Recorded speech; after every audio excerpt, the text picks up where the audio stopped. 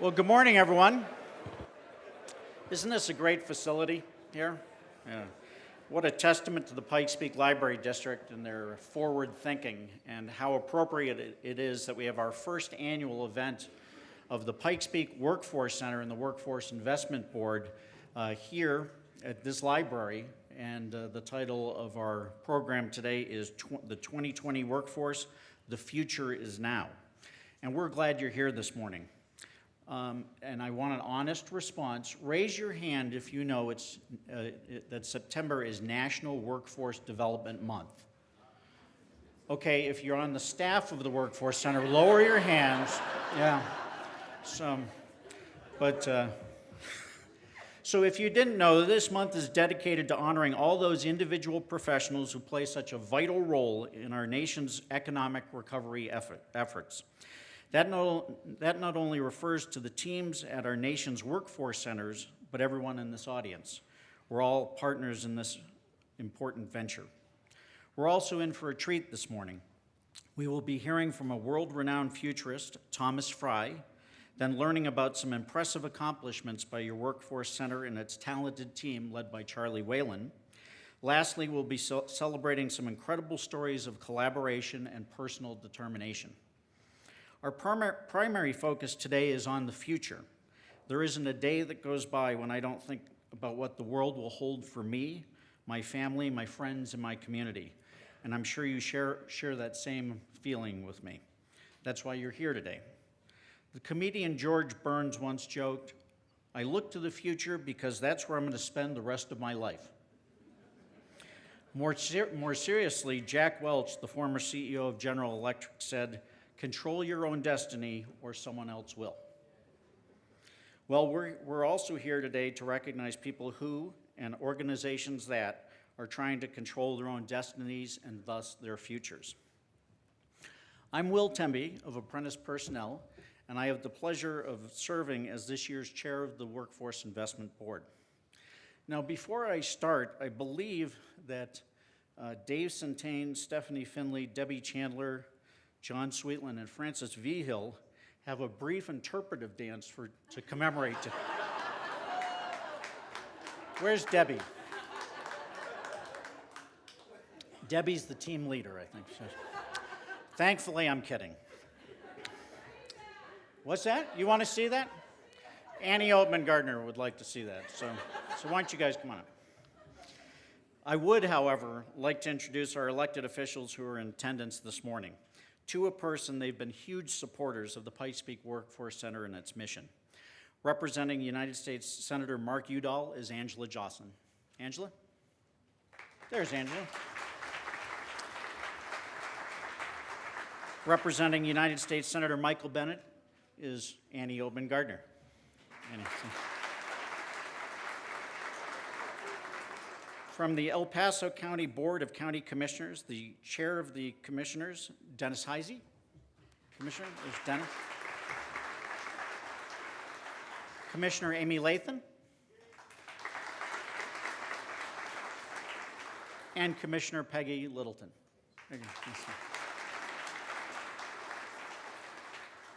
As you may know, the Workforce Center represents both El Paso and Teller counties, and we're pleased to have two of the commissioners from Teller County here.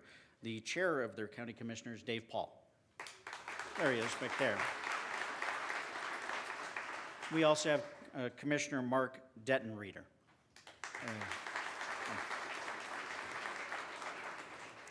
I know we have a number of VIPs in the audience, but I do want to recognize a couple of folks here. We do have Superintendent Andre Spencer of Harrison School District 2, I believe. Is there a list? I'm not sure if he made it in. I did see Superintendent Nicholas Gleditch of Colorado Springs School District 11. Superintendent, it's good to have you here. And we do have representatives of the Colorado Department of Labor and Employment, and if you would stand here. I think some of them made it down from Denver this morning. Good morning. We also have many members of your dedicated and passionate Workforce Investment Board in attendance this morning, and I would like the members of the Workforce Investment Board to stand to be recognized. So.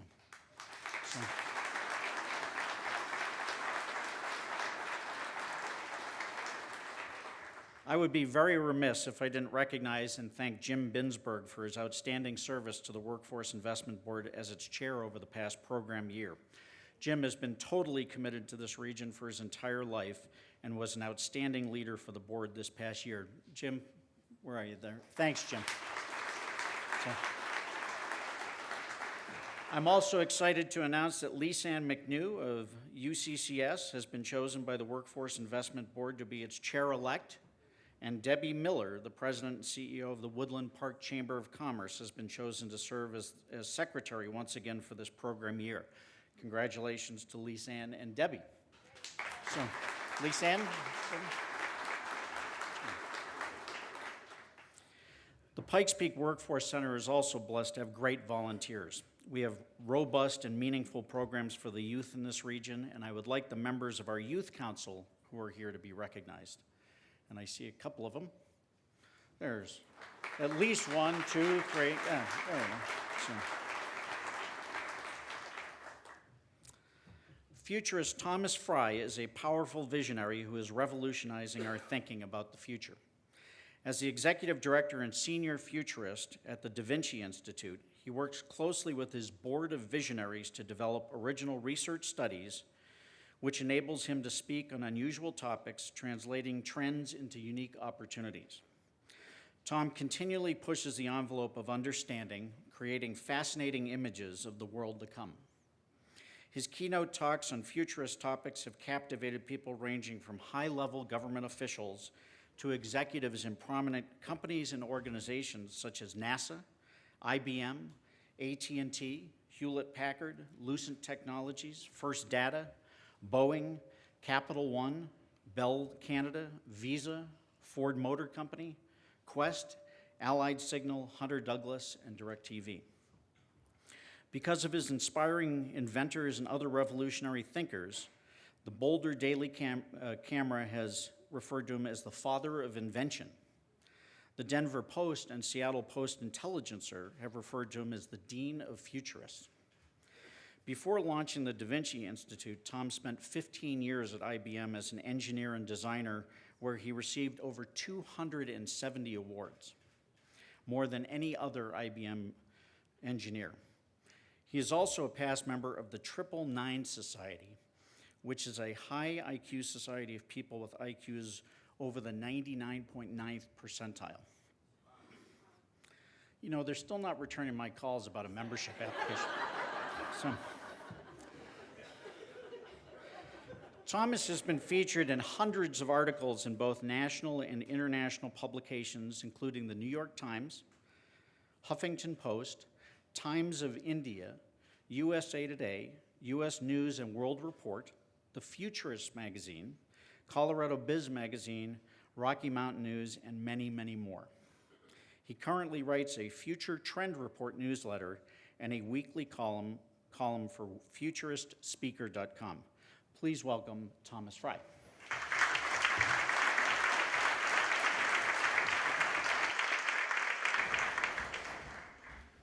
All right, thanks for having me here today. I didn't know Colorado Springs was so much like Seattle out there, but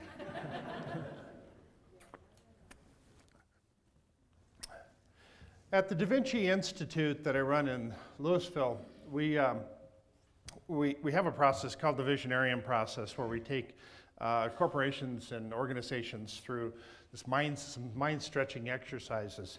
And so we'll be doing some of that here today. But we're a very backward-looking society. We're backward-looking because it's just our human nature. As we look around us, we see evidence of the past all around us. We've all personally experienced the past. All information that we come into contact with is essentially history. And so the past is very knowable, and yet we're going to be spending the rest of our lives in the future. So it's almost as if we're walking backwards into the future. As a futurist, my job is to help turn people around, to give them some idea of what the future might hold. So what do we know about the future? We know that it's constantly unfolding. It's relentless. It's going to happen whether we want it to or not. It's one of nature's greatest forces. The future is going to happen whether or not we agree to participate. You should try it sometime. Say, I'm not going to go into the future. Yeah, good luck on that one. The future's in control. If your next project is not aligned with the problems, needs, and desires of the future is going to kill it. I always give these human attributes to the future. Notice I said the problems, needs, and desires of the future, not of the present, not of the past. So how do we align ourselves with what's going to be needed in the future? It's a question we should always be asking. We should be asking what the future wants. I'm going to come back to that in just a second here. But I have to tell you a little bit story about my crystal ball. As a futurist, I get asked if I have a crystal ball a lot. And, and yes, I do have a crystal ball, and it was just sitting around at home, and my wife says, why don't you just take this to the office? It's just collecting dust here. So I put it in my car, and I was driving to the office. I was no more than about 4 or 5 minutes down the road, and I looked over and I saw that my crystal ball had started a fire on the seat next to me. This is this giant lens, sun shining in. This is like Boy Scouts 101. I should have known better. Luckily, I was able to put it out, and it didn't cause any serious damage. But then I suddenly had a revelation. Obviously, it came from my crystal ball, that the newspaper headlines the next day were going to say, Futurist killed by his own crystal ball. And he didn't see it coming. It's just like the ultimate insult for a futurist. Larry Page at Google, he says that the main reasons companies fail is because they miss the future.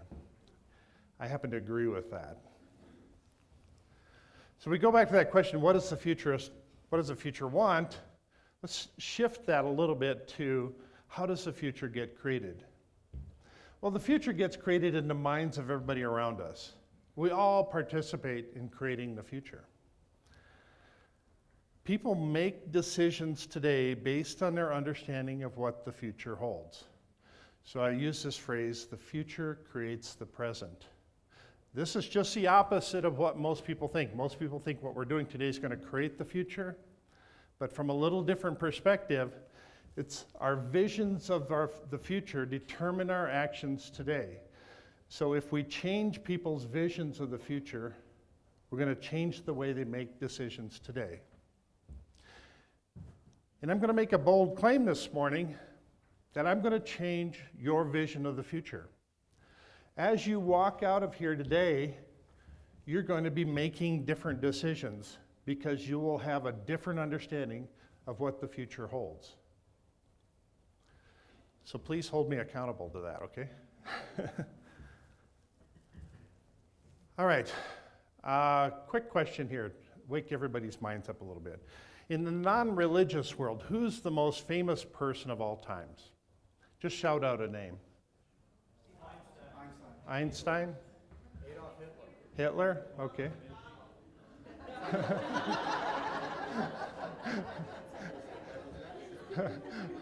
Okay, other thoughts? Clayton Manning. Bill Gates? Michael Jackson? Okay, here's a few of them that we came up with. Since I run the DaVinci Institute, naturally DaVinci was top of our list. But people like Columbus and Nelson Mandela, Isaac Newton, Einstein, Edison, Gandhi, maybe Oprah. I was thinking about this for a while, and I thought, probably the most famous person of all times is probably Darth Vader. But as I thought about this a little longer, it occurred to me that either the most famous person of all times either hasn't been born yet or we don't know who that person is. Now this should be a real inspiring thought because there's an opening. You could become that person. The next question you should be asking then is what is the accomplishment that will make that person so famous? Another way of asking that question is, what are the big things that still need to be accomplished in the world? Oh, there's a lot of them. Let me take you through this scenario here, and I'll come back around to this. In 2020, the Norwegian Nobel Committee decides they want to have a little different process for selecting the winner of the Nobel Peace Prize. So they decide that they want to hold a global election. And they want to get everybody involved in it. They've kind of screwed up in the past. They've made a lot of bad decisions. And so they then can kind of take themselves off the hook. But their goal is to inspire a new age of peace. And they want to use this process to help promote it. So they start with a panel of 4 nominees. So they will select the initial 4 candidates. They announce it 60 days before the election. It's a 24-hour election cycle, and people can vote through any electronic device, whether it's a smartphone or a computer. This is part of the peace mandate. They have an obligation to promote peace around the world, and they want to do it through this process. So they don't want people to just select a name off the list. They want people to know something about each of the candidates, so they pre-test them. So they have people that are voting, they will ask them 2 rudimentary questions about each of the candidates. It's not intended to trip people up, it's intended to force them to learn about all of the candidates, and they get 4 attempts to get all the answers right. In the end, the winner gets announced. There are 740 million votes cast by people in 50 countries all around the world. And the winner suddenly becomes the most famous person in the world. Is this a realistic scenario? Some of you will say yes, some of you will probably say no. But there's a lot of other applications for something like this. Global elections, selecting the Time Magazine Person of the Year. That would be an easy one. Selecting the site for the next Olympics or the next World Cup. It probably won't be Qatar. But it's also possible to be pushing the limits. Somebody decides they want to elect a new world leader. Yeah, that's not going to go over so well. Or if somebody decides we need to have a vote on who owns the moon, yeah, that's not going to go over so well either. And voting on ownership of islands or things like banning plastic bottles all around the world, things like that. But it raises some real interesting questions, because at what point does the size and shape of this vote demand that people pay attention to it? At what point, if you have 700 or 800 million people in the world vote on something, don't the leaders of the world have to somehow pay attention to that? Maybe. So it raises lots of interesting questions. And the last one here is, will it create new industries? And to that I have to say, yes, I think it will. This is what I call a catalytic innovation, which is different than a disruptive innovation. Disruptive innovation disrupts existing industries. Catalytic innovations create entire new industries. So examples of catalytic innovations in the past were things like electricity, automobiles, airplanes, photographs, telephones. These created multi-billion-dollar industries. So what are the multi-billion-dollar industries that are going to be created over the coming years? But here's the interesting part, is all industries are a bell curve. They have a beginning, a middle, and an end. And yes, all industries will eventually end and get replaced with something else. Most industries today are somehow in the second half of the bell curve.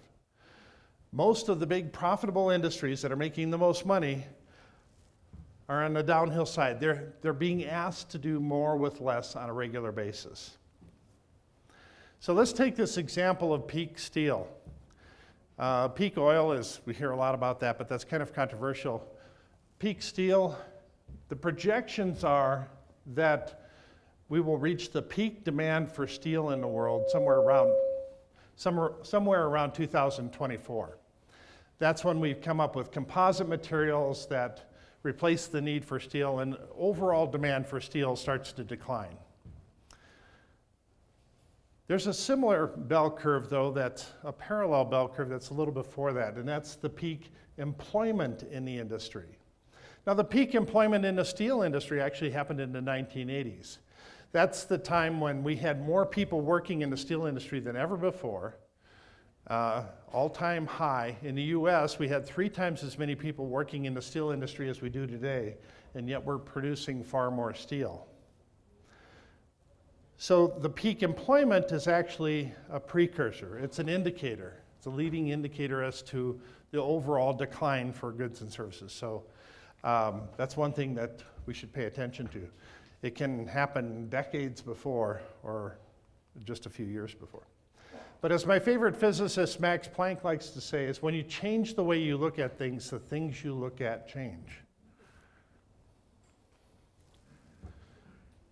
There's a number of people, as we all participate in creating the future, there's a number of people who have a little bit more influence than others. And so I'm going to mention a few of them here. Mark Andreessen, the guy who invented Netscape, one of the original creators of the browser, he says that software is eating the world. Kevin Kelly, one of the founders of Wired magazine, he says, through technology, we are engineering our lives and bodies to be more quantifiable. And I'll explain that in a little bit. Pete Diamandis is the founder of the X Prize Foundation. He says that we're headed from a world of 2 billion connected to the internet in 2010 to 7 billion connected in 2020. I'll explain how that's going to happen as well. Vinod Khosla, he actually is the most successful venture capitalist of all times. He says that big data is going to replace the need for 80% of all doctors. Clayton Christensen says that by 2019, half of all K through 12 classes are going to be taught online. He's the Harvard professor that is the author of The Innovator's Dilemma. Christian Hammond, and I love this one here, says that he's the CTO of Narrative Sciences. He says 90% of the news will be written by computers in 2030. And Chris Anderson, the former managing editor of Wired magazine, he says that 3D printing is going to be bigger than the internet. That's a bold statement. And since I didn't want to get left out, I put my own quote up here. I predicted that by 2030, over 2 billion jobs are going to go away. Now, this isn't intended to be a doom or gloom statement. It's intended to be a wake-up call. This doesn't mean that we're going to have 2 billion people unemployed. It means we're going to have to transition people from one job to another at a faster pace than ever before. We need to create new systems for doing that, new ways to re-educate people to get them re-employed. And this is all happening because of something I call the level problem. Now, we all have this tool at home, or most of us do, sitting in our garage, and it's if we bought something like this, then suddenly we were able to download the Level app on our smartphone, and then we no longer have the need to buy this product. So young people today are no longer buying Levels, they're just downloading the app. That eliminates the need for people to manufacture the aluminum frame for it. We don't have the need for people to make the little glass bubbles, do the assembly work, the shipping and receiving, the retail stores to carry as many. Every time we download a mobile app, we're eliminating a little piece of a job. Not a lot, but a little piece. And when we're downloading millions of apps, billions of apps, we're eliminating a lot of jobs. At the same time, we're freeing up lots of human capital. But just because there aren't enough jobs doesn't mean we've somehow run out of work in the world. I mean, that's kind of silly. Think that, yeah, we're out of work. Sorry, there's no work left in the entire world to do. Yeah, not true. But where will our next generation jobs come from? And are we going to have jobs lined up to match the unemployed people at any given time? That's where a lot of the challenges come into play. So about a month ago, I came up with what I call the laws of exponential capabilities. And I'll explain this idea as the new technologies are giving us additional capabilities to do things. The first law is with automation, every exponential decrease in effort creates an equal and opposite exponential increase in capabilities. So as an example, in 1850, the average transportation speed at that time was 4 miles an hour. Most people were just walking, few on horses and buggies. By 1900, it jumped up to 8 miles an hour. 1950, it went up to 24 miles an hour. Then 2000, because of a lot of people were flying, we jumped up to 75 miles an hour. And the trend line shows that by 2050, we will be going average speed of around 225 miles an hour on average. So that means the entire distance you travel in a lifetime went from 73,000 miles back in 1850 to 200 years later, going 7.4 million miles in a lifetime. That's just transportation-wise. That's a huge change in capabilities.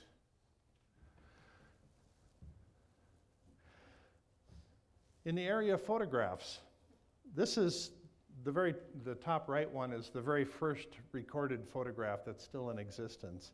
It's titled The View from the Window at La Grasse. 1826 is when that was taken. And we did some calculations to come up with how many photos are taken today roughly in a year. It works out to about 1.3 trillion. So in less than 200 years, we went from one photograph that year to 1.3 trillion photographs in a year. Huge increase in capabilities. Law number 2, as today's significant accomplishments become more common, mega accomplishments will take their place. So what are the big things that need to be accomplished in the world? Recreating our infrastructure, space industries, controlling the weather, researching the center of the Earth. I like the idea of controlling the weather. Controlling gravity, viewing the past, traveling at the speed of light, inexhaustible power supplies. There's lots of opportunities here. There's things that don't get much press, much attention. Law number 3, as we raise the bar for our achievements, we also reset the norm for our expectations. This is a great photo here. It shows the animation quality in Toy Story 1 on the left, and on the right, it's the quality of Toy Story 3 15 years later. Now, it's not cheaper to make animations now than it was back then, but we just have higher quality animations and our expectations just grow. We expect all of them to be the quality of what's on the right now, if not better. So our expectations increase. You know, we went from printing, from huge printing presses down to little desktop everything. Music, from crude recording studios to symphonies created at home. Magazines, now anybody can publish their own magazine. Highways, from dirt roads to concrete interstates. Telecom, from wires everywhere to wireless everything. And it goes on and on. Water supplies, food supplies, emergency services, from the old fire brigades to very sophisticated emergency rescue teams. Our expectations continue to grow. So we ask this question, how will future industries change our vision of the future? Because that's where all the jobs are going to be, in the future industries. So when Mark Andreessen talks about software eating the world, he's really right. We're actually building this digital information layer, digital infrastructure over everything physical in the world. And a lot of it's happening with the Internet of Things, which a lot of you probably heard about the Internet of Things. I'm going to talk about a little subset of this, little subset which I think is kind of interesting, which is Enchanted Objects. So the Enchanted Objects, just to give you an example, the first one I'll talk about is the Amazon trash can. So every time you finish something, you throw it in the trash at home, it actually scans the barcode on it and it'll reorder that product from Amazon.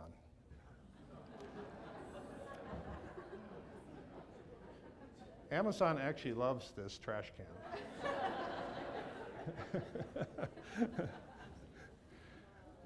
This is the Memo.me smart mirror. So if you're trying on clothes, you can take images of yourself and you can start comparing how this outfit looks on you compared to one you tried on 10 minutes earlier. That's kind of cool. This is the Vitality Glow Cap. So if you're taking medicine, you're supposed to take it every morning, it will start flashing to remind you. And if you still don't take your medicine, then it'll start chirping. And if you still don't take it, then it'll send you text messages. So this thing will nag you until you take your medicine. This is the ambient umbrella. You have it sitting by the door. It knows what the weather's going to do that day. So if it's going to rain, it starts flashing to tell you you better take the umbrella along with you. This is one called the ambient orb. The ambient orb, you can adjust this for yourself. So if you're monitoring some Wall Street stocks, it'll change colors to indicate whether it's going up or going down. Or if you monitoring something going on at your work and you need to pay attention to it, it'll give you the color indications whether things are good or bad. The Biometric coffee maker. This thing is really smart. You know, you put your hand on it in the morning and it knows exactly how much caffeine you need.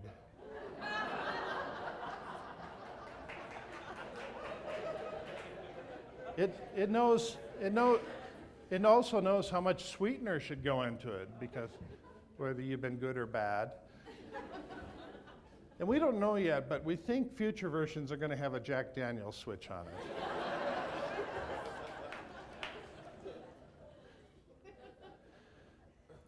This is a pet feeder that you can operate from work with your smartphone. And you can dispense food, and the pet will come there. And then you can have a conversation. You can FaceTime your pet while you're at work. So if you have pets at home and you're not FaceTiming them now, then shame on you.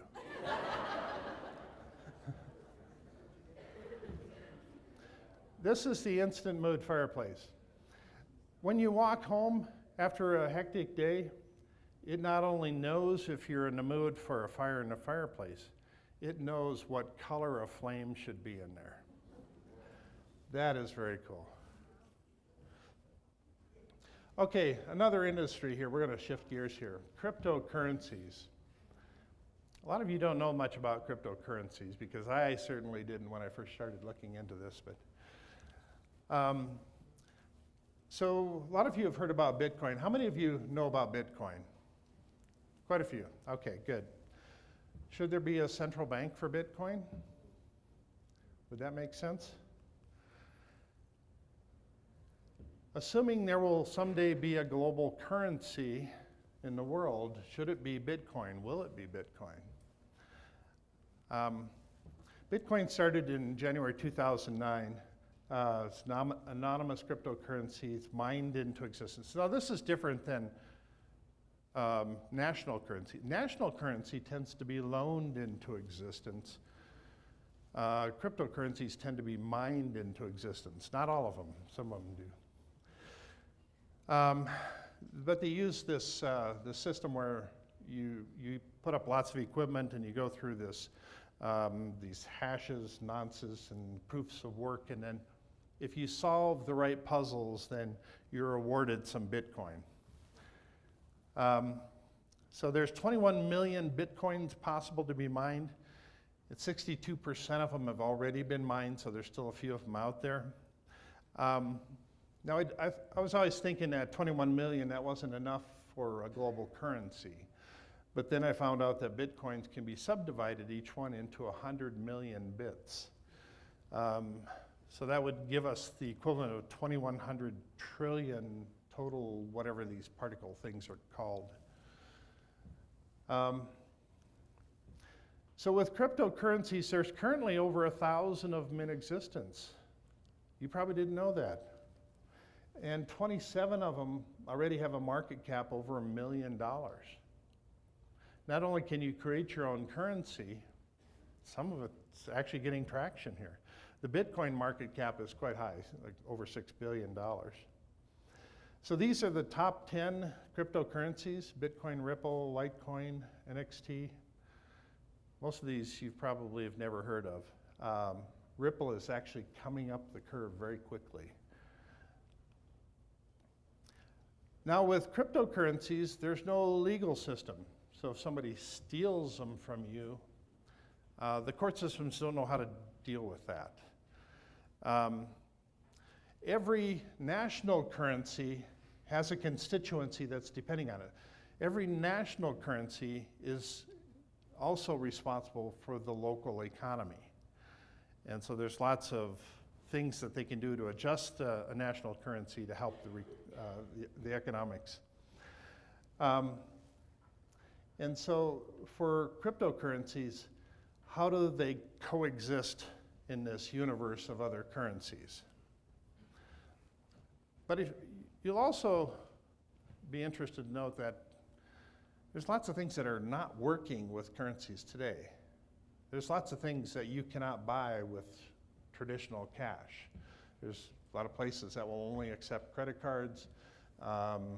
If you're dealing with large amounts of cash, then they don't want to talk to you. You can't rent a car with cash. And so, in writing checks, writing checks doesn't work so well anymore. So there's lots of failure points in our existing currencies. And so cryptocurrencies solve some of the problems, but they create other problems. Some of the questions I ask, though, is how long before a person can live for an entire year using no money other than Bitcoin? That's still a ways down the road because there's not that many people accepting Bitcoin yet. So how long before somebody will be able to take out a home loan, car loan, or business loan in cryptocurrencies? I think it's a good question. I don't know. Somebody will figure it out. It creates an opportunity. Mark Andreessen, who I showed you earlier, he's invested over $300 million in Bitcoin startups. He has a lot of faith that that's going to be a hot system. It's not just the currency, it's the network that it provides. It's a very secure network that is much less expensive than other traditional networks. And so how long before a person can purchase a $10 or $100 Bitcoin card in a grocery store and use it online? It's a good question. So is embracing Bitcoin today, is that the equivalent of the ARPANET back in the 1970s or 80s? It's very early on in this whole cryptocurrencies world. We don't know where this is going to go. But they have a way of automating authority out of existence. So they take out the need for somebody to stand over and make sure that everything's working. That's where it's kind of ironic when I wrote my column on introducing a central bank for Bitcoin. It's counterintuitive. And so is this a friend or a foe? Does the US have the power to decide? They've kind of taken a little hands-off approach to this. Actually, last year I gave a talk at the Federal Reserve Bank in Chicago. And we had quite a debate about whether or not I should talk about Bitcoin or cryptocurrencies at that event. In the end, they said, well, just a little bit. But yeah, I do think the US probably could put it out of existence if they wanted to, but then something else would crop up. So I'm not sure it's in their best interest to do that. All right, smart home tech. There's a real interesting competition going on as people try to get into the smart home. Everybody wants to create a beachhead there. Google paid $3.2 billion for the company called Nest, and Nest is a smart thermostat company. That was specifically to create a beachhead in the home for Google. So they're going to attach other appliances to the smart home through this thermostat. Apple and Amazon are working through their TV services. Lowe's Hardware is working with this one called Iris. And so there's lots of companies that are fighting to get space in your home so that, whether it's through security systems or whatever, because they think that we're going to have lots of new gadgets and attachments that we can add to every house. So as an example, just a smart lighting system, it will instantly know what mood you're in when you walk in. You can go from this type of lighting to this type of lighting instantly. Biometric door locks. It knows whether you can adjust it so that you and your kids can get in and out, but maybe your neighbors, you don't want them in. You can have smart mirrors in your bathroom, so when you're working out, it gives you the agenda for the day. Smart pet doors will allow your pets to come and go, but it'll keep all the skunks and the raccoons out. Probably a good idea. Smart baby monitors, these things are very, very good. They can tell if the chest is moving up and down, temperature of the head, things like that. And plant walls. And it's no longer a matter of you just talking to your plants. Your plants can now start talking back. You forget to water your plants, they're going to be sending you Facebook posts and tweets. Yeah. And you know when your plants are mad at you. All right. When Christian Hammond says that 90% of the news is going to be written by robots or computers by 2030, a lot of the news is already being written by these computers. High school football games, baseball games, Wall Street reports, these are very boring topics. You just put in all the information and it'll create sentences out of it. Already, this is in use. Now, Christian Hammond thinks that these machines will eventually be able to create best-selling science fiction novels, romance novels, things like that. So if you're just a writer, maybe think of something else. I don't think it'll be quite like this, but maybe similar. The quantified self. So when Kevin Kelly talks about this idea, and I had this conversation with Kevin, through technology we're engineering our lives and bodies to be more quantifiable. We now have the ability to measure with great accuracy all of the inputs and outputs of the human body. We have the ability to measure the quality of the air coming in, the quality of the water that we're drinking, the chemical composition of sweat that's showing up on our arm. And we're doing all that through these wearable technologies. We have wristbands and caps and things that we put on our clothing. And these things are coming out of the woodwork. Just from, I go to a Consumer Electronics Show every year, and the number of exhibits from last year to this year, it was a 10-fold increase. And I expect another 10-fold increase in January next year. We're becoming addicted to these devices. In fact, a recent study showed that 1 in 3 people would rather give up sex than give up their phone. So if you look at the people sitting next to you, if it's not them,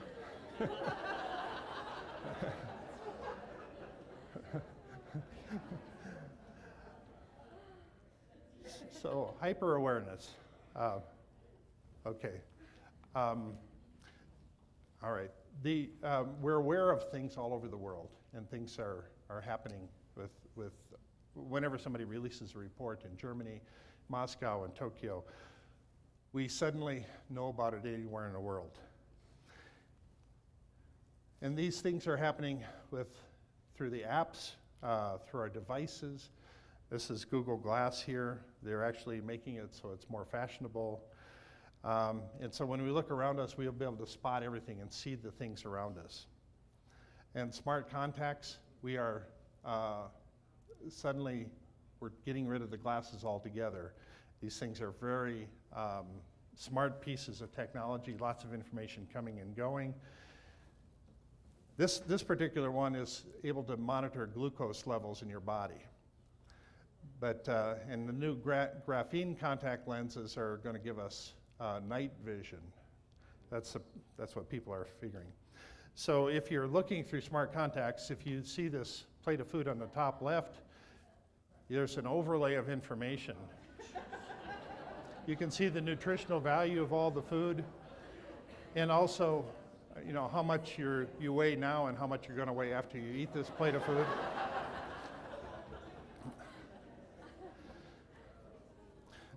So when Vinod Khosla talks about replacing 80% of all doctors with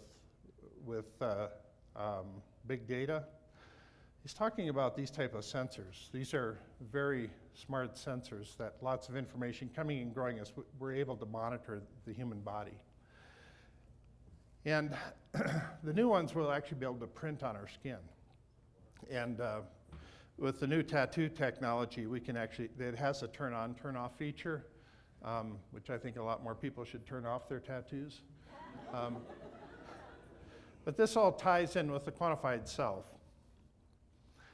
And the quantified self is able to monitor our bodies in ways that we couldn't anywhere in the past. Larry Page says, in the future, Google software will be able to understand what you're knowledgeable about and what you're not. Now some people think this is very intrusive, but wouldn't it be great if you were an employer and you could tell what skills this person had and what they didn't? And then we're getting into the whole brain hacking. So transcranial brain stimulation here. This is actually running some current through our heads, and we are able to actually learn at twice the speed that we were in the past. Now I'm running short on time here, so I will thank you from the podium here. I'll thank you very much for having me here today, and I wish you a great rest of the day. Thank you very much.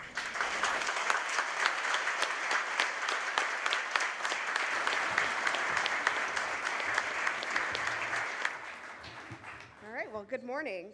I am still stuck on the Biometric coffee maker and could have used that this morning. I don't know about you. Thanks, Thomas, for giving us such an insightful look to what the future holds for the workforce. At Pikes Peak Workforce Center, we realize that we have to be at the forefront of these changes in order to provide training and development opportunities to job seekers to fill the jobs of the future, the jobs that your businesses are going to need to stay competitive and innovative. The mission of the Pikes Peak Workforce Center is to connect vital businesses with work-ready job seekers and employer-driven services. We have 52 employees serving El Paso and Teller counties at 5 locations throughout the region. We're a federally funded organization, and our program year runs July 1st to June 30th. Over the last program year, we really refocused our mission and vision to better align our services with the future workforce. And through that, we served 62,204 job seekers, and we provided employment resources to over 1,750 employers, and we're really, really proud of that.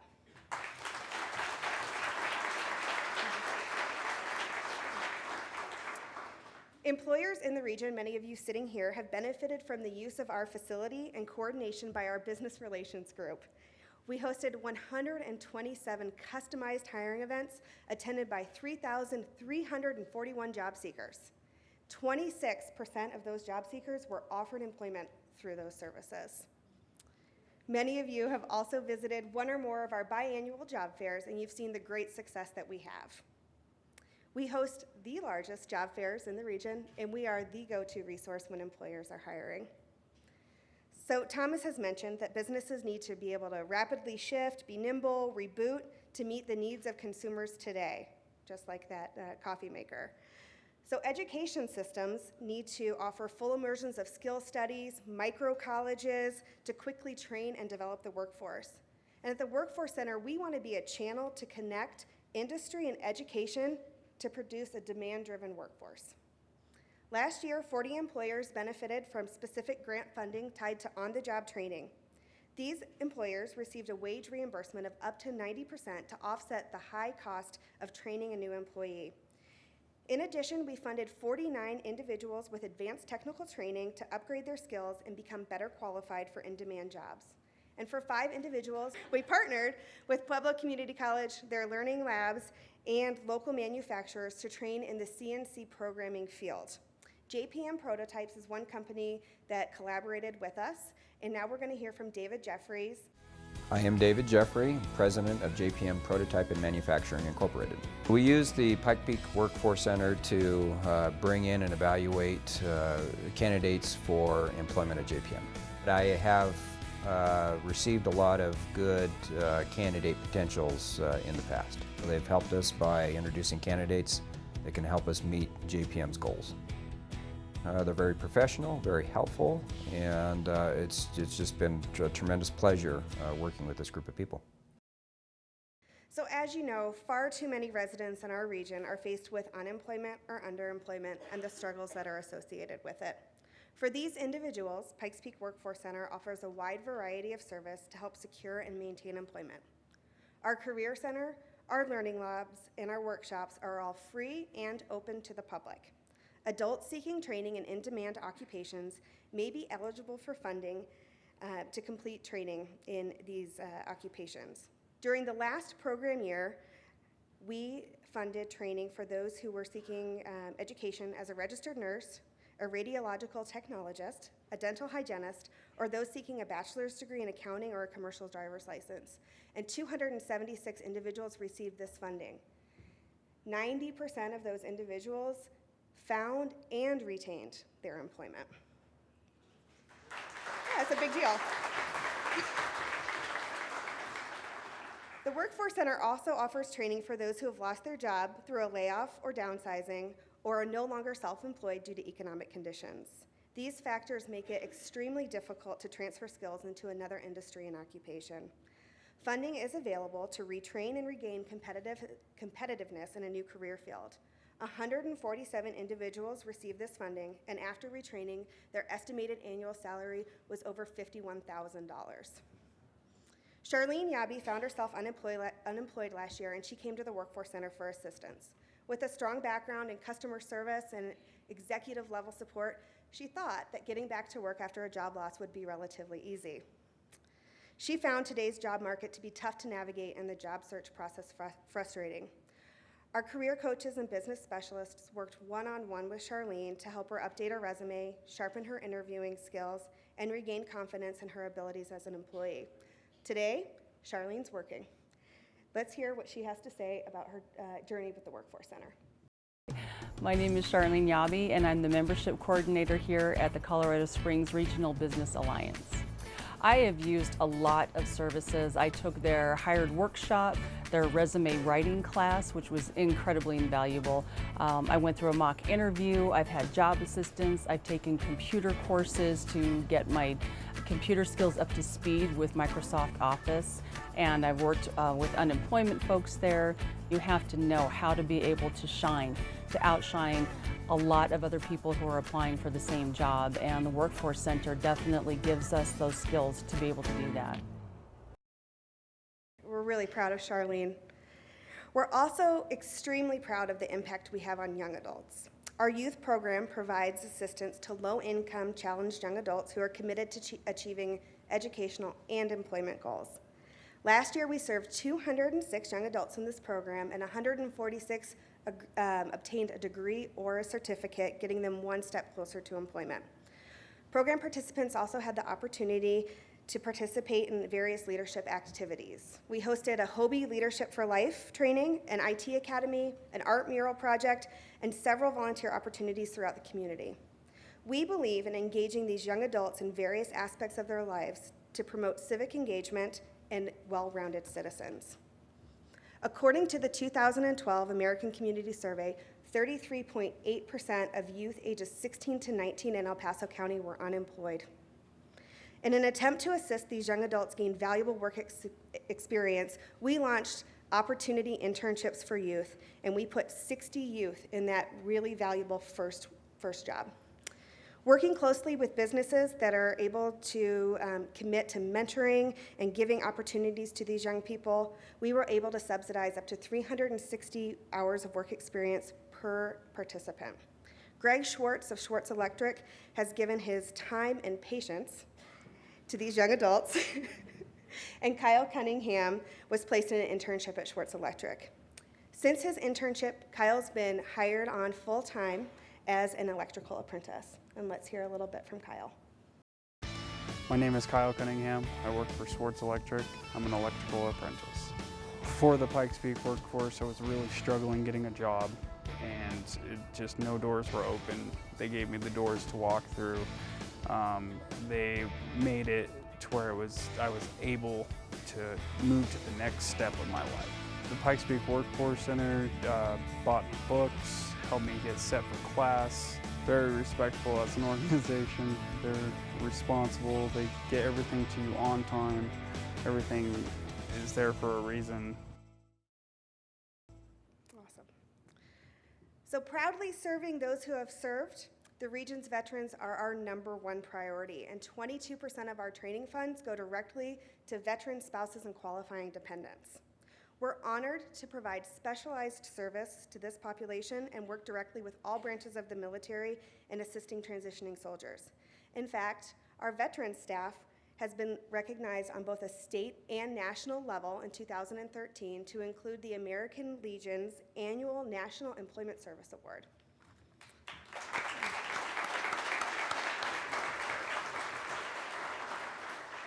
We also partnered with Fort Carson to offer the Hire Vets First Job Fair and to host the Military and Veterans Employment Expo. In conjunction with the traditional brick and mortar job fair, we set up and ran a virtual hiring event that was seen by over 4,000 soldiers worldwide. Pikes Peak Workforce Center has redirected our focus to be collaborative with other community partners. And much like our relationship with the military community, we've strengthened our affiliation with others in the region. You can find our staff occupying office hours at Pikes Peak Community College or the Roy J. Wasson Academic Campus so that we can ensure that our services are there for the public.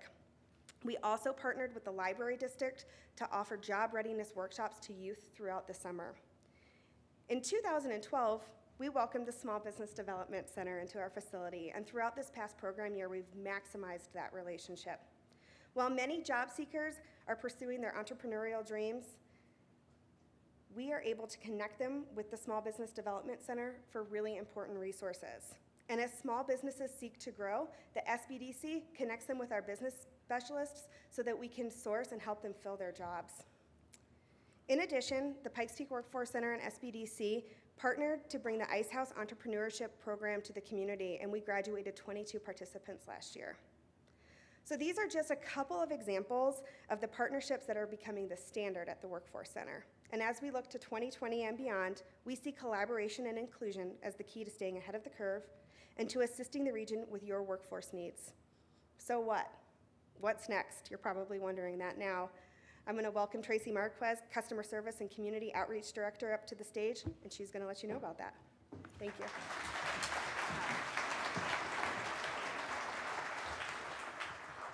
As we celebrate our accomplishments, we realize we need to be innovative and relative in our future goals. We need to continue to address the needs of creating a demand-driven workforce. We need to create stronger relationships in our community and expand our collaborations. We realize that our capability of helping other people relies on our ability to communicate and partner with the community. Less than a month ago, Procurement Technical Assistance Center, otherwise known as PTAC, moved in with us. PTAC assists our regional companies with obtaining and performing under local, state, and federal contracts. This collaboration, along with SBDC, will enhance our efforts of being an anchor organization for businesses.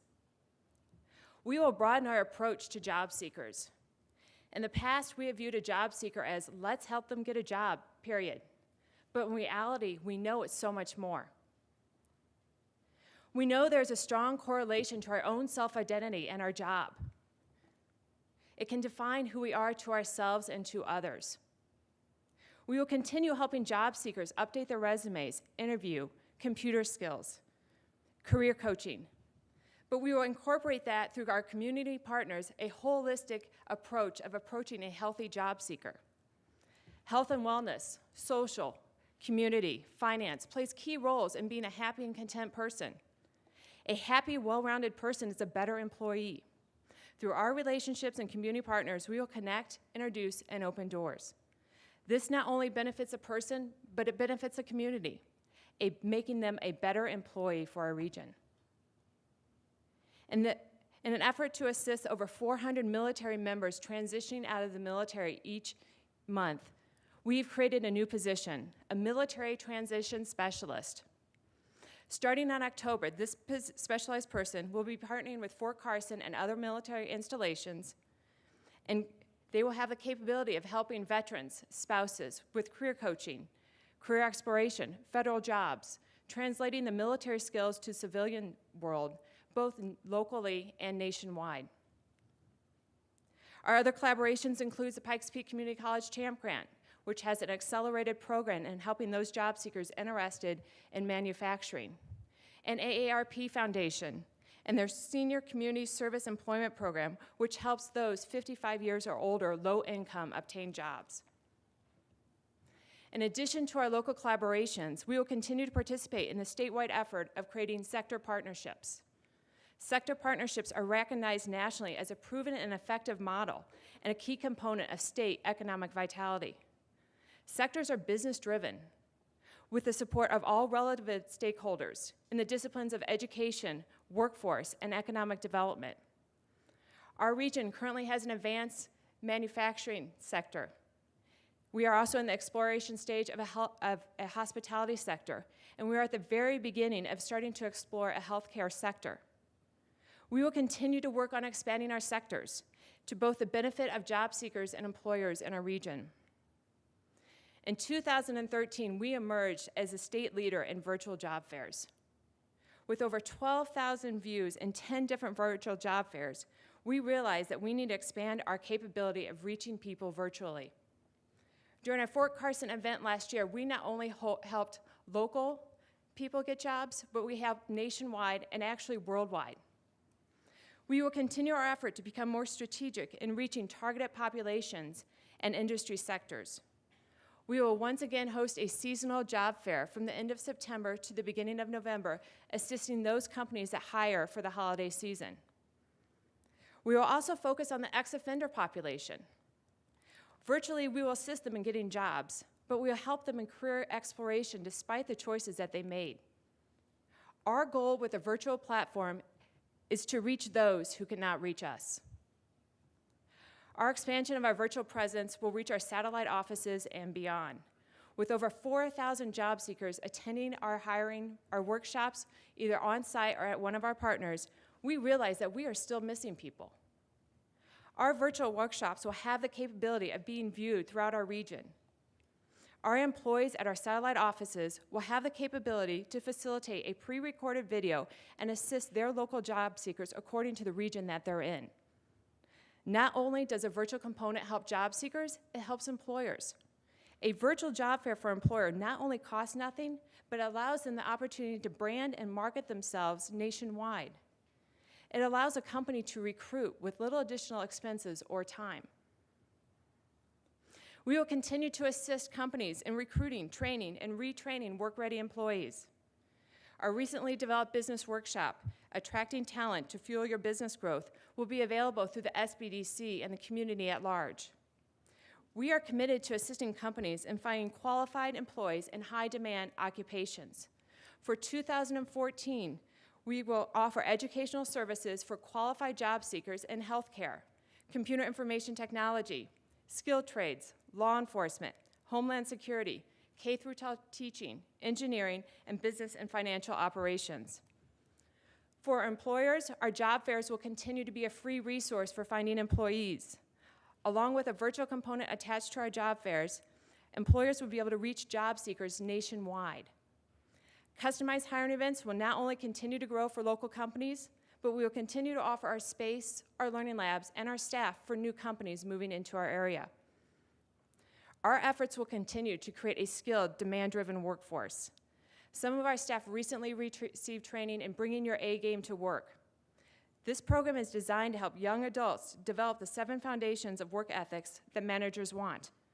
According to the developers of this program, solid values drive behaviors. Behaviors produce outcomes, and outcomes impact business objectives.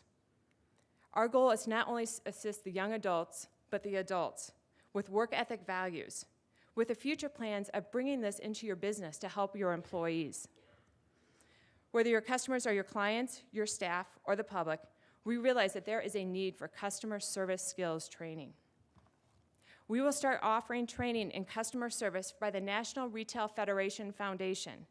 This program will allow us to better assist and align ourselves with hospitality, tourism, call center, and other customer-focused industries.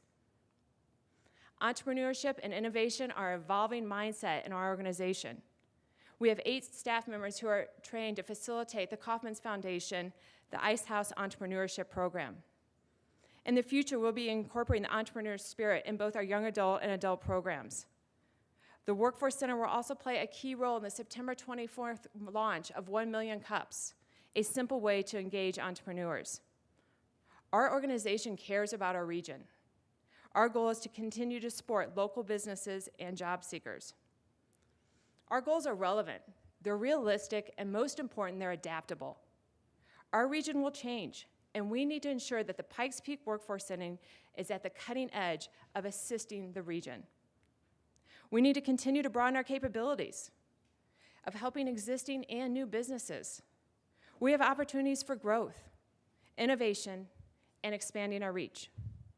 And as if you've heard earlier, we've had a phenomenal year, and we would like to acknowledge those who've shared our mission and vision of the Workforce Center. I would like to introduce Mike Lewis with KRDO News Radio. Mike and his co-host Paul Richards have continually promoted and supported our work on the morning talk show.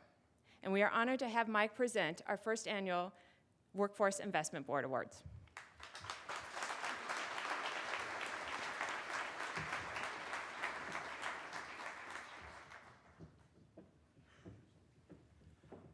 Thank you, Tracy. And Tracy has been with us on KRDO's Morning News for over a year, every Wednesday morning, talking about jobs that are available in the Pikes Peak region, because we realize how important this is. And thank you, Tracy, for doing that. Appreciate it. All right, the Pikes Peak Workforce Investment Board would like to acknowledge those individuals who have seized the opportunities presented to them and those organizations in the community that have had a significant impact on the Workforce Center's mission of connecting vital employers with work-ready job seekers and employer-driven services. The first award, the Youth Participant of the Year Award, recognizes a youth program participant who has overcome barriers to education and employment, shown dedication, initiative, set goals, and prepared him or herself to become a productive member of the workforce. This person has made the most of the opportunities presented to them through the youth program and related supported services. The winner is Ernestine Brooks.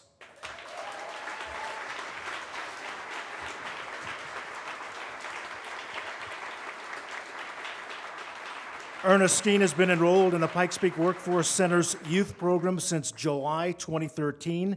She has flourished and has had great success within the past year, even though her younger years were spent in an abusive home.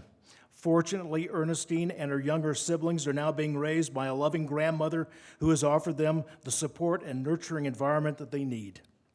In addition, she has benefited from the services of the Youth Zone and has shown she can overcome any obstacle. She has participated in a youth opportunity internship, CPR training, a community art project, Leadership for Life, and individual tutoring to improve her math skills. Her desire to better herself and not give up on her dreams has made her a success and a very successful young adult. Ernestine is an incredible young adult and is working towards her EMT certification. Again, let's hear it. Congratulations for Ernestine.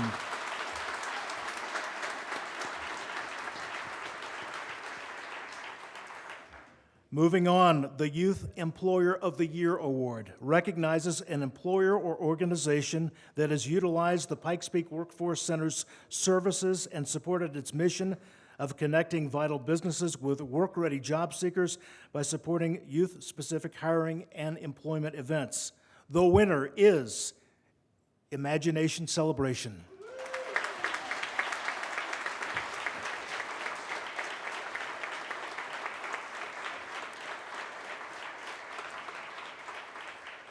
Imagination Celebration understands the value of investing time and talent in our young adults. Their participation in the Youth Opportunity Internship programs has helped 12 young adults become more employable by giving them a snapshot of what a real workday looks like, what it means to execute a project or task, and how good communication in the workplace leads to level of employment success. Imagination Celebration coaches and mentors Pikes Peak Workforce Center's young adults with a high degree of integrity and patience. Congratulations, Imagination Celebration, and on behalf of Imagination Celebration, Dan Wax accepting the award.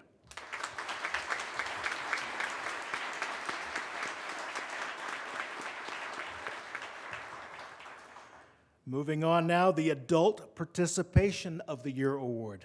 This award recognizes an adult program participant who has worked hard, taken an initiative, met personal goals, and proven himself or herself ready for the next level of education and/or the job market.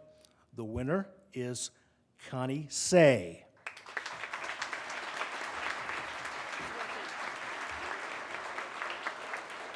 Now, Connie is working, but let me tell you a little bit about her, and we'll have someone accept the award. And it's good that Connie's working, by the way. Connie was laid off from her previous job in January of 2013. She faced the reality that her past position was in a declining occupation and that she needed to refocus her skill set. Connie wanted to focus solely on her studies to achieve her goal of becoming an occupational therapy assistant. Through enrollment in the Pikes Peak Workforce Center's dislocated worker and adult programs, Connie was able to complete her studies using her Pell Grants and Pikes Peak Workforce Center's supportive services to maintain her standard of living while attending school. Her dedication, relentless determination, and positive attitude have earned her the Adult Participation of the Year Award. Now, as we said earlier, Connie is currently employed as a certified occupational therapy assistant working at Volunteers of America, the Senior Community Care. Again, congratulations, Connie. She's unable to be here because she's working. However, her case manager, Chanel Taylor, is accepting on her behalf.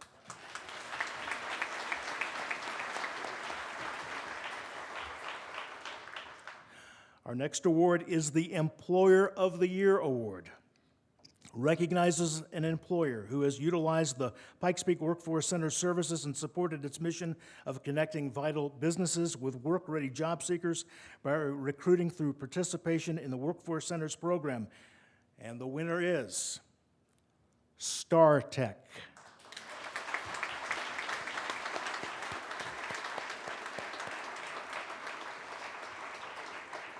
Accepting the award on behalf of StarTech is Jelly Ballet.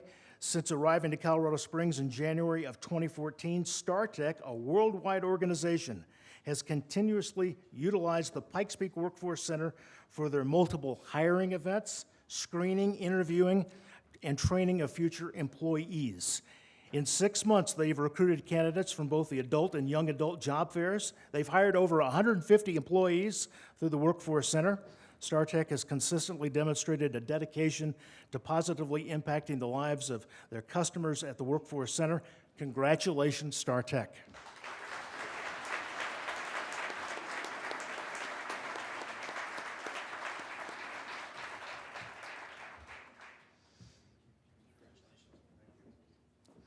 All right, now we're going to recognize the Employee of the Year Award.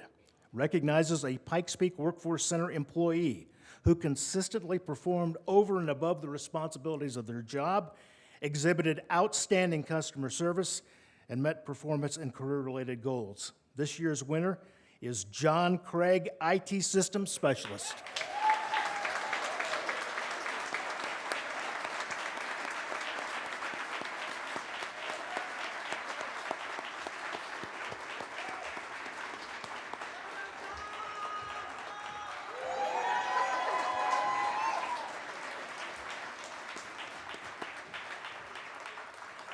John embodies the Pikes Peak Workforce Center's customer service standards by acting with a sense of empathy, thoughtfulness, personalized service when serving both customers and staff. John utilizes his technical knowledge and expertise so Pikes Peak Workforce Center staff can improve their service to our clients. His behind-the-scenes assistance and attention to detail during numerous job fairs have led to huge successes. John may not always have the technical answer, but he will end the sentence with, "Let me research it and I'll find it out."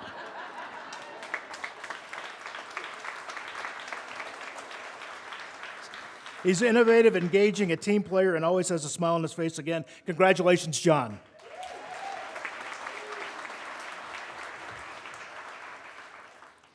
The Champion for Prosperity Award recognizes a business, individual, organization, or partnership for substantial contribution to and support of 2 or more of the following themes during the program year: workforce development, workforce training and education programs, business expansion or retention in the Pikes Peak Workforce Investment Board region. The nominees for the Champion for Prosperity are the Regional Business Alliance, Jim Johnson with G.E. Johnson Construction, Aspen Point Enterprises, Colorado Springs School District 11 Career Pathways Program, and Dave Sistine. The winner of the Colorado Springs School District 11 Career Pathways Program.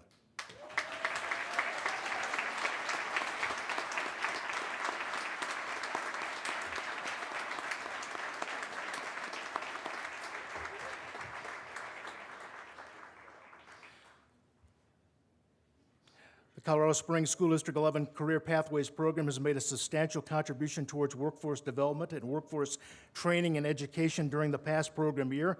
The comprehensive and engaging program has changed the lives of countless students and is providing the region with well-trained, enthusiastic students who are ready to enter the workforce and are on an educational path that will lead them to a successful career in our local workforce in the near future.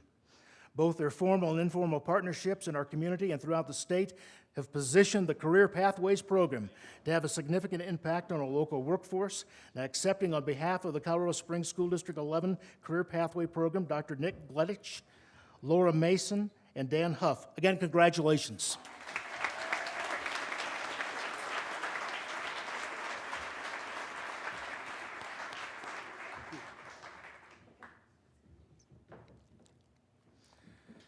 All right, this concludes the awards portion of today's event. Please join me in a final round of applause for all the nominees, the award winners, who are making an impact on the region through the workforce development.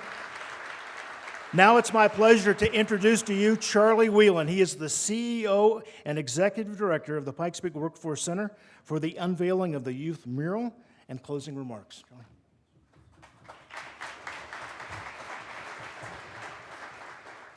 Thank you, Mike.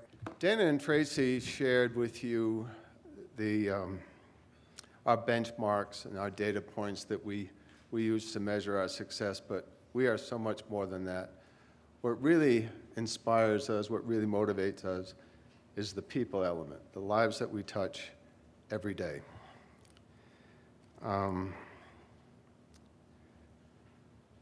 We witness the despair and the dire traits, the lost hope that weighs so heavily on the unemployed. And we spend the better part of our lives, in our adult lives, working, and work defines who we are. And when we lose our job, particularly those who experience long-term unemployment, they sometimes lose themselves. At the Workforce Center, we find we get wonderful joy.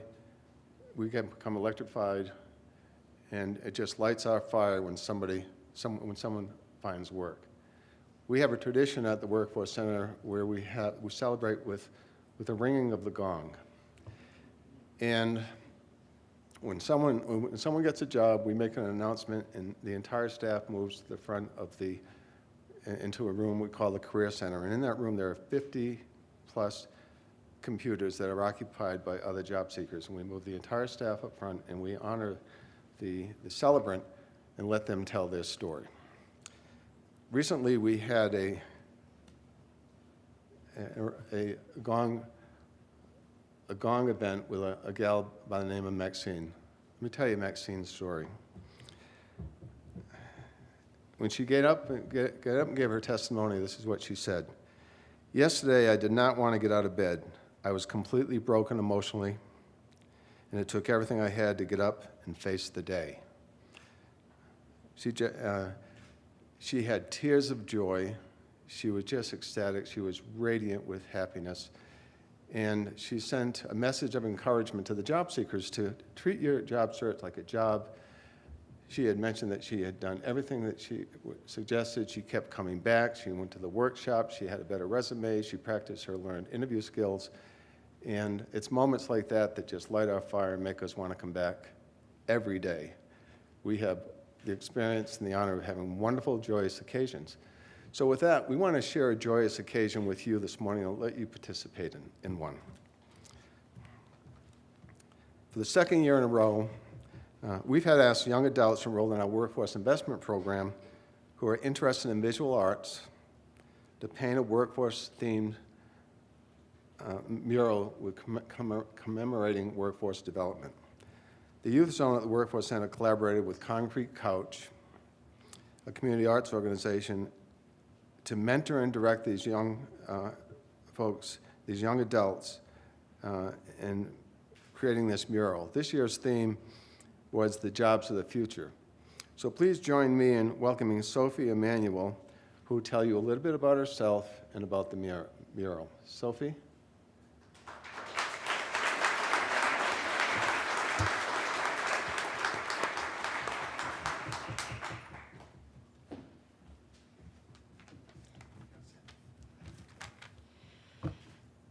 Hello, I'm Sophie Emanuel, and I'm part of the youth program at the Workforce Center. I recently joined with Joel and Katie over here, and they're part of a program called Concrete Couch, as he explained. It's a nonprofit organization, helps connect people with art, and we just worked together for the past couple Tuesdays to paint the 2020 mural about the jobs of the future. I've been working at Safeway for about a year, and before I got my car, I'd have to take the bus there, and the Workforce Center would help me out with gas cards, and then they helped me out before I even got my job to just work on my interview skills, my resume skills, just everything that has to do with getting a job.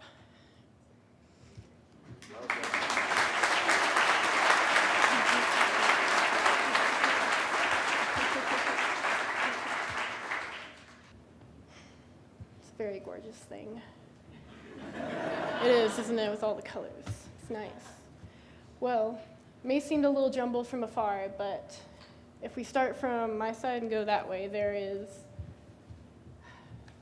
wind turbine bridge. And, sorry. Wind turbines are becoming part of the future for energy, and there's a bridge that we base the green part on, where it's actually just a bridge made entirely of wind turbines, and it's powering just a whole bunch. There are smart contact lenses above the turbine bridge, just to duplicate that and intertwine it into the painting. Then there's talking about future, when it comes to rebuilding limbs for people who have lost theirs, there's the kind of just more mechanical part of an arm over there, and then we have a more mechanical part of a leg. So the woolly mammoth shows bringing extinct animals back to life. They think that scientists are going to be able to do this really soon with their DNA. Mm-hmm. The rocket ship at the top shows going from reading materials to the digital world. We have a 3D printer, and also on the very end, a drone, which you all know are going to be popular and out there. They're already out there. So we would really just like to thank the youth that participated in this mural. They did a great job showing their artwork and their skills. They've given us a lot of dedication, and they're brightening our workspace, and they're going to brighten your workspace really soon too. So thanks, Sophie.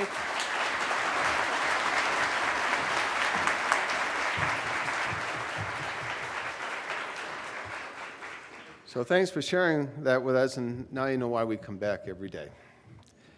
A quote from Thomas Frey.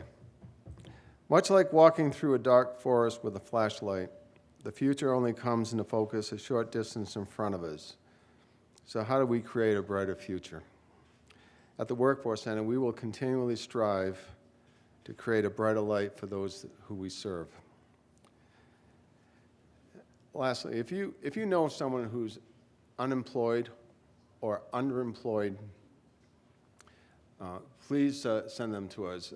In our last program year, over 20% of those that we served who used our services were employed.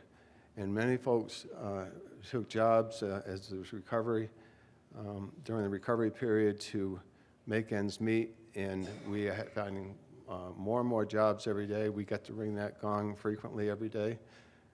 And so please send them our way.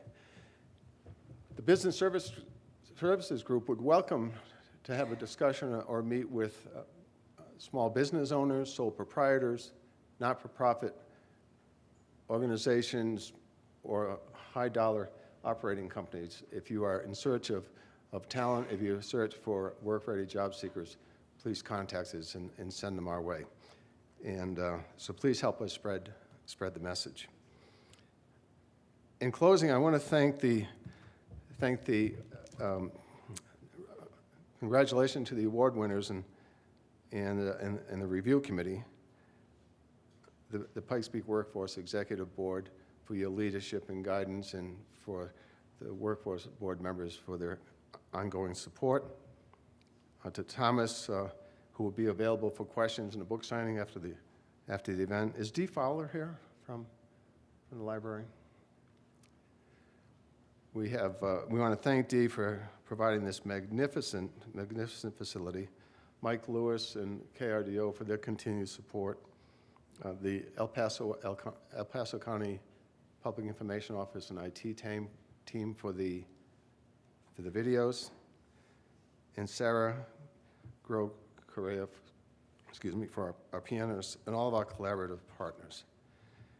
Before we conclude, would the staff members from the Workforce Center please remain standing, in the Colorado Department of Employment veterans staff. Will you all stand, please, and be recognized?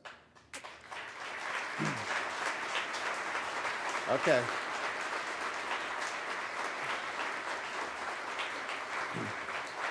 All right. No, stay standing. Don't go anywhere.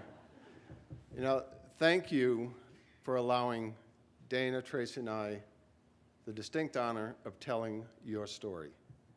You wrote the script. You are the story. You are an incredible, incredible team. You touch the hearts and lives of so many people with empathy, with kindness, and with grace. Thank you for your incredible passion, your dedication, and your unfailing commitment to provide excellent customer service to those that we serve. You rock.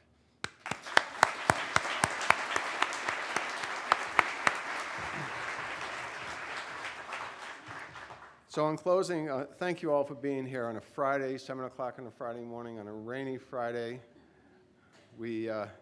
Thanks for the perseverance.